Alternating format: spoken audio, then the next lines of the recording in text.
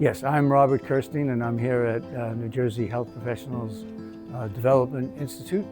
Yes, Tekscan Digital Occlusion course about using computer-guided occlusal analysis and adjusting to improve patient outcomes in all aspects of dentistry.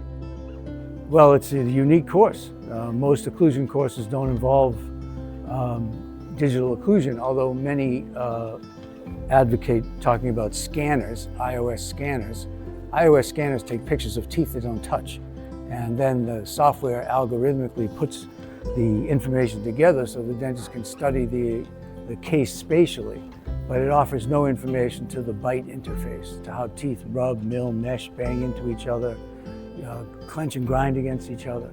So this technology offers a unique perspective to any dentist who takes a course like this. They'd be getting to try the Tekscan technology, which is basically a high-precision, sensor-based measurement device that records bite force, bite timing, and then illustrates it to the clinician so that they can make intelligent decisions about what to treat.